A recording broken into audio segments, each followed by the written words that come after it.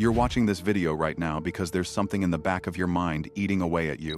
A task you know you need to do, but every time you think about it, your brain finds 1,000 excuses to do something else. If you give me exactly 14 minutes or however long this video is, I'll teach you how to destroy procrastination forever. And look, I'm not talking about another lame self-help technique you'll try for a week and then abandon. I'm talking about a complete reprogramming of your nervous system. A change so profound that you'll leave here with a completely different approach to the difficult tasks in your life. I know exactly how that feels. You think you're lazy, weak, and undisciplined.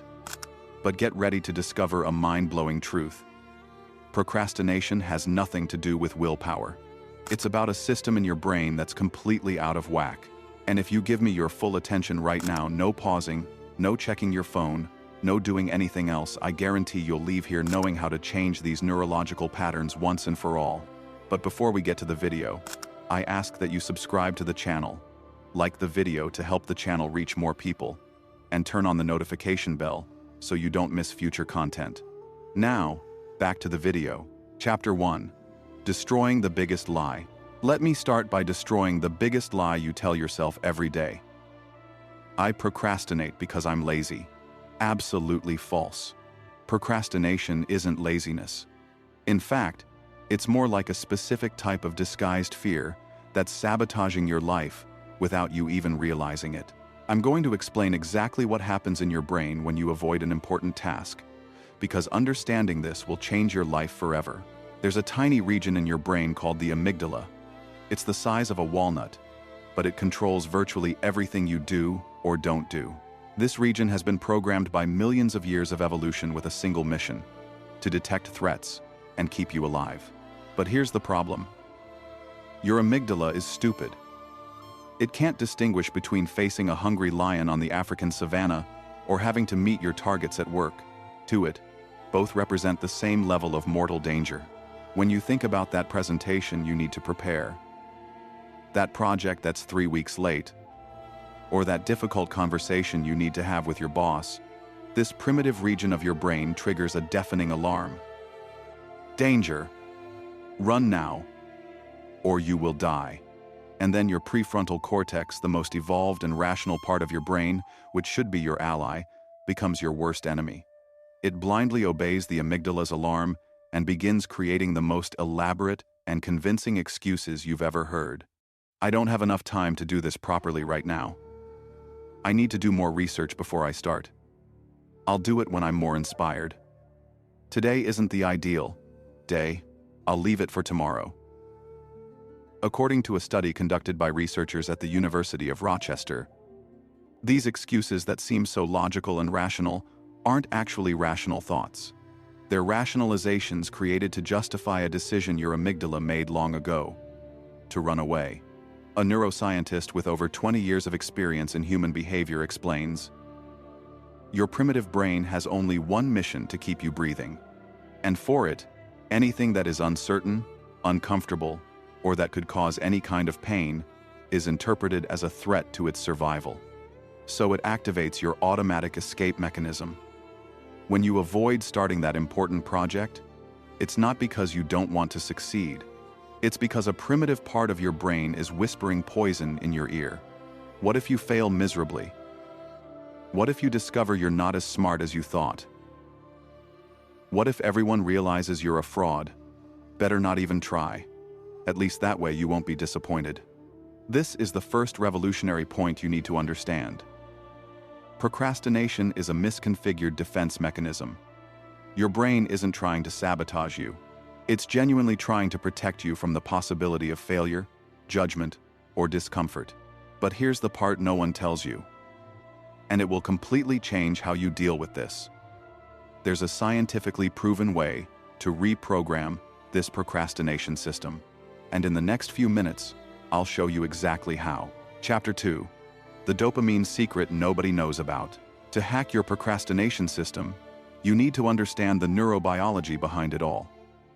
And that means talking about dopamine in a way no one has probably ever explained to you before. Everyone talks about dopamine as if it were just the pleasure chemical. This is completely wrong. Dopamine isn't about pleasure, it's about driven motivation. It's literally the neurological fuel that keeps you going after a goal, even when every fiber of your being is screaming at you to give up. There are two completely different dopamine systems operating in your brain. Understanding the difference between them will explain why you can binge watch a series for 8 hours straight, but can't study for 30 minutes. System 1. Phasic dopamine. These are explosive, addictive peaks that make you act impulsively. It's what happens when you click on that random video when you should be working. It's what makes you scroll through Instagram for hours.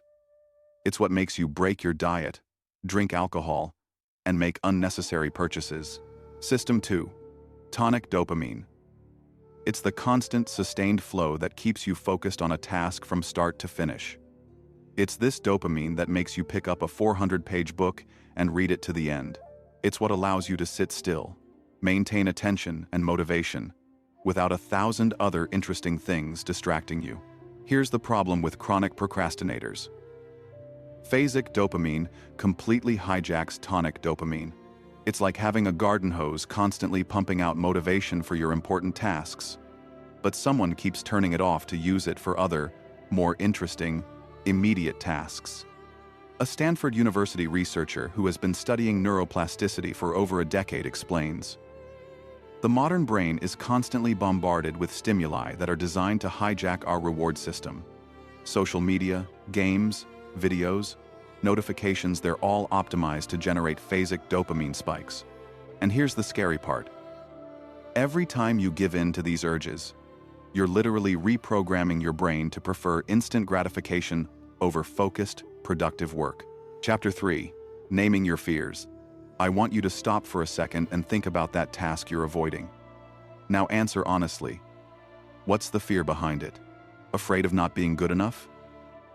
Afraid of discovering you're not as smart as you thought? Afraid of starting and not being able to finish?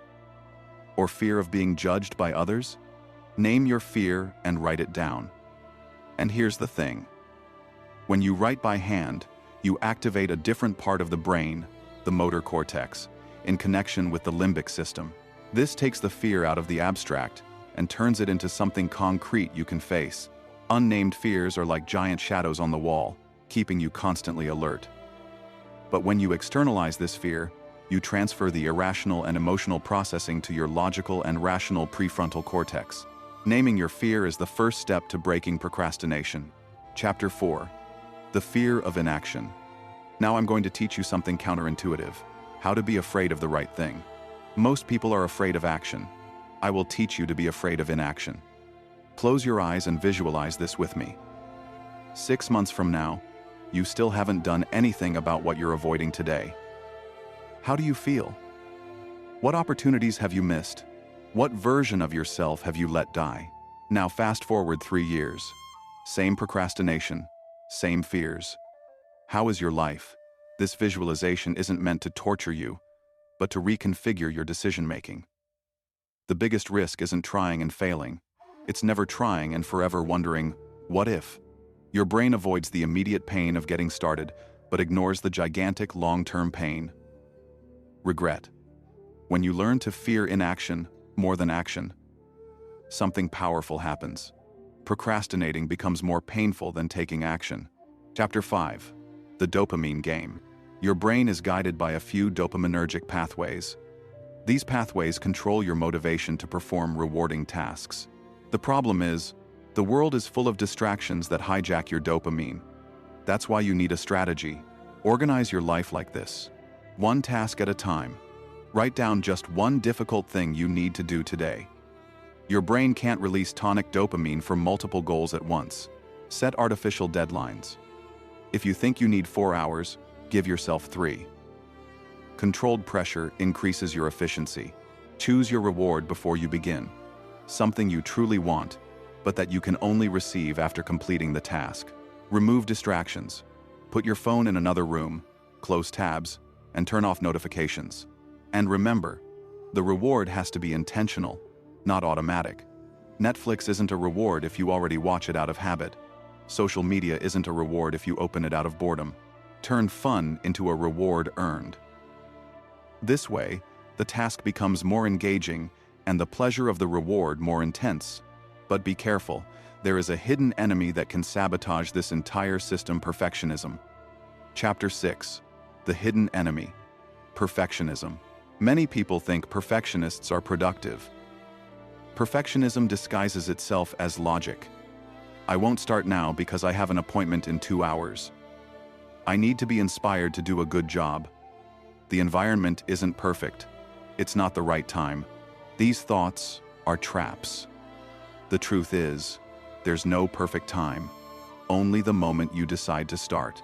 Use the imperfect minutes rule. Commit to doing 2 minutes of poor work, without pressure to perform, without expectations of results. Just do it. Why does it work? Because the biggest obstacle isn't doing it well, it's getting started. Once you break the inertia, continuing becomes much easier. Your brain can't use perfectionist excuses against something you've already accepted will be imperfect. Chapter 7. The Power of Environment. You are not stronger than your environment. If your desk is full of distractions, if your room is messy, if your phone vibrates every minute, you've already lost the battle before it even begins. Procrastination is often just a reflection of the environment you've placed yourself in. Want to change your behavior? Change the scenery. Create a space for action. Clean, minimalist, without excess. Make the task inevitable. If you need to write, leave your notebook or computer open on the right screen. Reduce friction for what you want to do, and increase friction for what you want to avoid. Keep your phone out of reach. Install website blockers. Hide distracting shortcuts. Your brain follows the path of least resistance. If you create an environment that facilitates action and hinders escape, procrastination loses its power. Chapter 8. The Rule of Clarity. Procrastination isn't laziness. It's often confusion. You don't start because you don't know exactly as begin. The task seems like a gigantic, amorphous monster. The antidote? Clarity. Take the task and break it down into such small chunks that it becomes ridiculous. Not write a book, but open the document and write the title. Not organize the entire house, but fold 3 shirts. This technique activates the Zeigarnik effect. Your mind hates unfinished tasks. If you start, even small ones, your brain creates an internal tension that pushes you to continue until you finish. Don't wait for clarity to emerge on its own. Build clarity by breaking the big into tiny fragments. Chapter 9. The Energy Cycle. Have you ever noticed that you procrastinate more when you're tired? Your brain consumes about 20% of your body's energy. When energy levels are low, it naturally seeks out less strenuous activities. Therefore, energy is not a luxury, it is a strategy. Sleep well. There is no technique that can compensate for bad nights. Get moving. Exercise increases blood flow and mental clarity. Eat smart. Don't live on sugar and caffeine spikes. Respect your cycles. Identify whether you are more productive in the morning, afternoon, or evening, and organize the most difficult tasks during this period. If you don't manage your energy, it doesn't matter how many productivity techniques you learn. Your body will always trump your exhausted mind. Chapter 10. The Contract with Yourself. Procrastination is strengthened by a lack of commitment. You say, "I'll do it one day." But one day is never today. Create contracts with yourself. It can be simple. Write the task down on a piece of paper, sign it, and make it visible. Or more intense, tell someone, admit it publicly. Create real consequences for not taking action. Commitment transforms intention into obligation, and when you put yourself in a position to honor your word, your identity begins to shift. You go from being someone who procrastinates to someone who delivers. Chapter 11. The Warrior's Identity. In the end, overcoming procrastination isn't about tricks or shortcuts. It's about who you decide to be. Miyamoto Musashi, the legendary samurai, didn't wait for motivation to strike. He acted because action was his identity. You don't have to be a samurai, but you have to take on your daily battle. Every time you act despite fear, despite doubt, despite the urge to postpone, you strengthen the warrior identity within you. And little by little, procrastination stops being a habit and becomes just a distant memory. If you've watched this video this far, I'm very grateful for your time. I also invite you to watch this video that's appearing on your screen. I'm sure you'll find valuable lessons. Be present, walk with honor, follow the path.